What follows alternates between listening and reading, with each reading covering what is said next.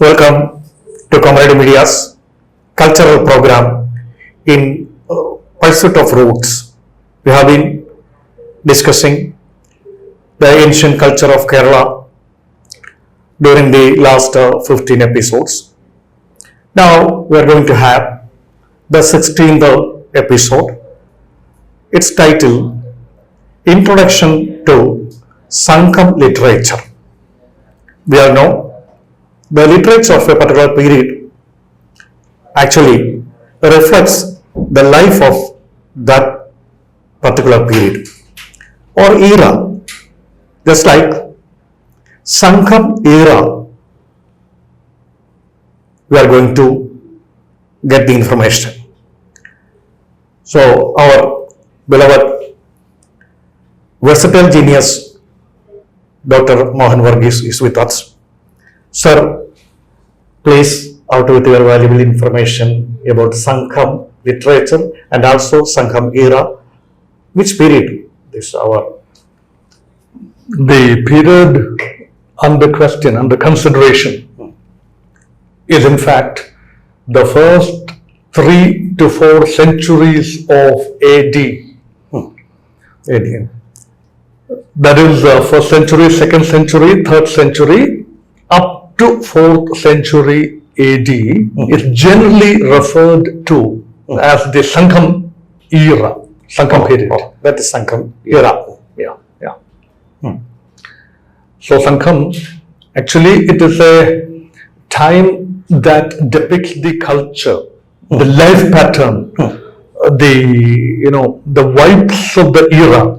So we have been discussing the geography, topography, and etymological meaning, all these things. What are the life of that period?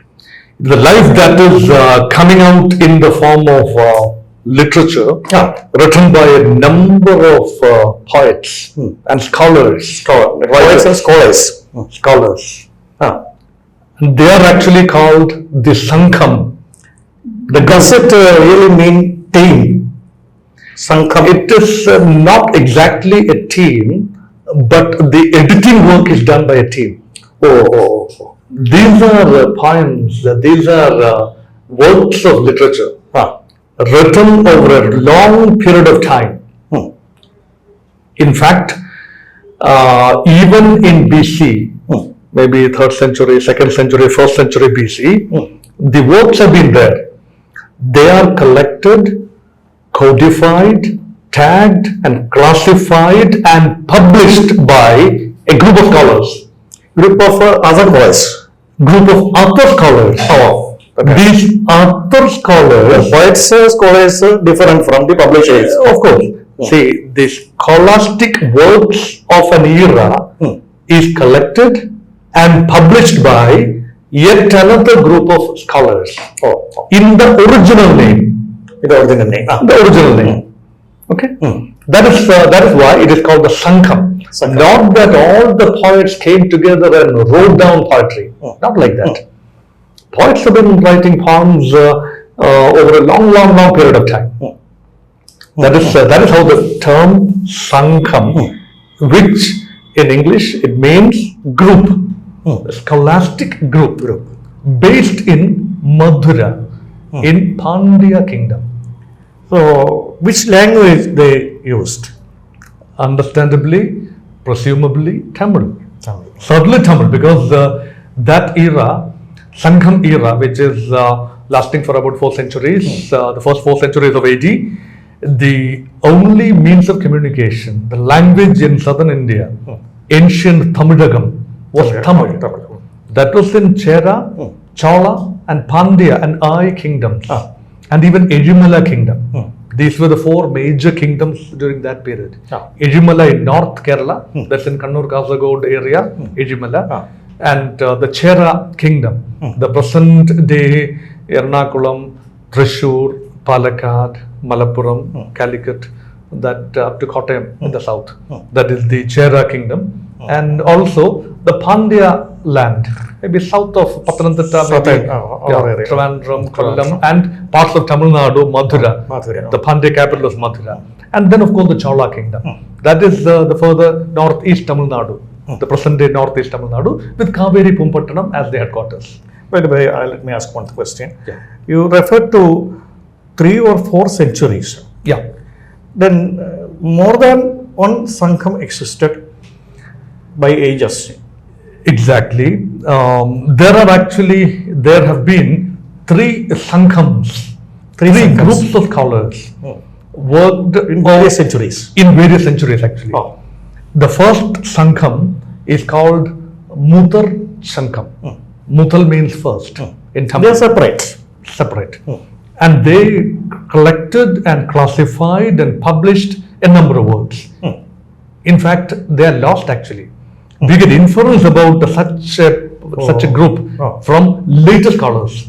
Oh. And there is a second group, again Madura based, under the patronage of Pandya kings. Ah.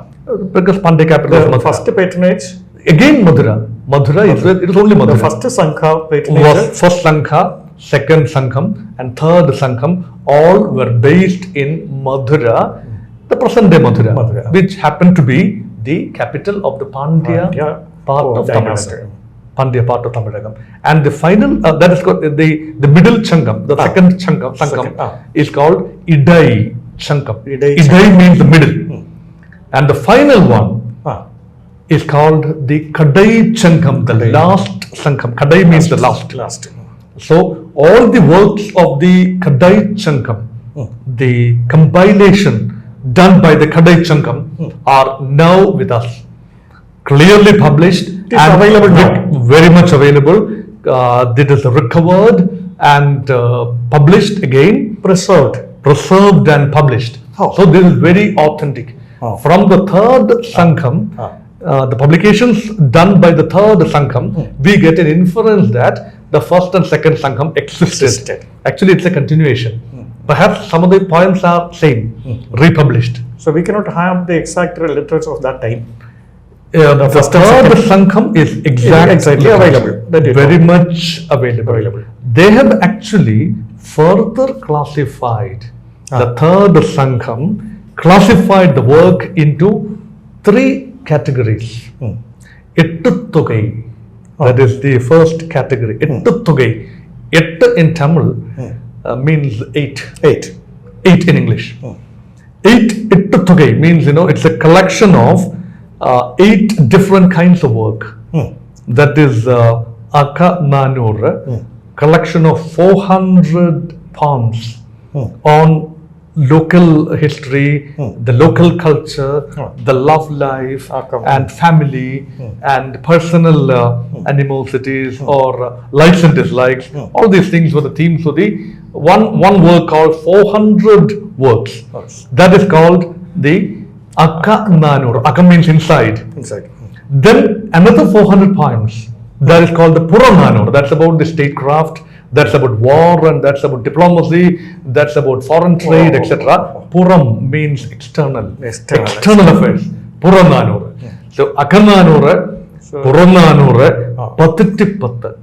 Patittipatta means 10 means the Patitta means 10. Patta also means 10. 10 poems, all praising the Chera king. Kings. That is done by 10 different poets, 10 different poems, all hailing the Chera king, King Kuttuvan. Okay, different Kuttuvans. The leader or the star of each of the 10 poems is one Chera king. So that's Patittipatta. Then another one is Nattinai. Then Paripadal. All these were all 8 of these things put together is called Ettutogai. Then comes another group of 10 different works called Pattupatta.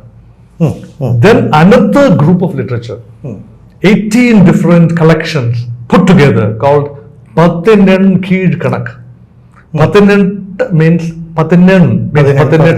18. So, collection of 8 anthologies and 10 different things, and then 18 different collections. Altogether, there are 2,326 works against the name of 475 scholars. Remember, 475 scholars Scholars. contributed 2,362 works. Works. Can you tell the nature of the work? Poem, drama, essay, or Yeah. novel, or nature of the work of the Sangam literature? Basically, poetry. Poetry. All ancient literature. different poetry. One work called Tolkappiyam is a grammar text. Grammar text. Grammar text. But it's not exactly grammar alone. It deals with certain life pattern also, certain suggestions also, certain moral and legal and ethical guidelines also. That's all put together. It's called that is the Tolkappiyam. Basically, it's called the grammar, Tamil grammar text. Grammar text. The words and their origin and the composition, the construction, all these things, done. So that's also a work. That's also a Sangam literature. But mostly poetry. Mostly poetry. Those days, poets were highly regarded. They were bards. They were highly regarded. They were called Panan. The bard in English. Bard in English. Panan. Pananar. There were most of the scholars those days were Pananar. That is poets come singers. Poets come singers. Yeah.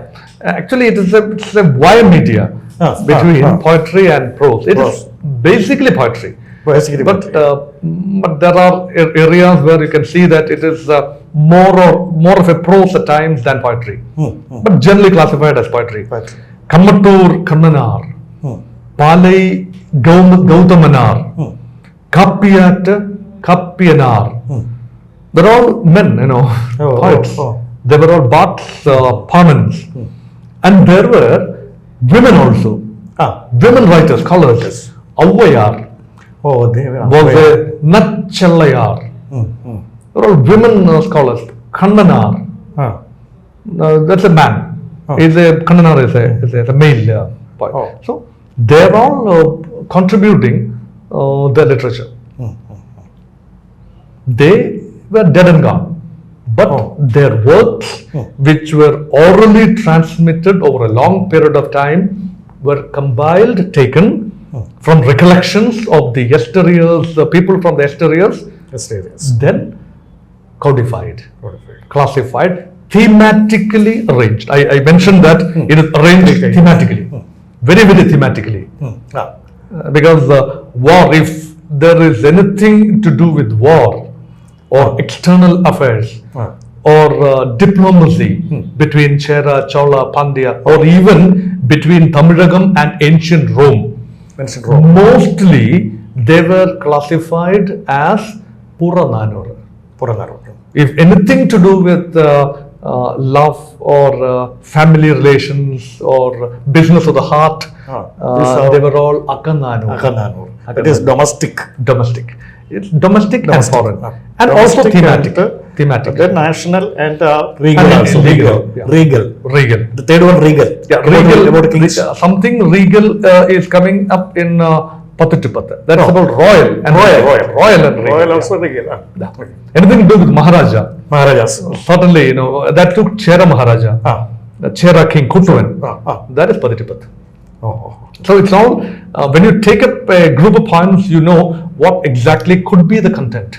The nature of the work is very much understandable from the title.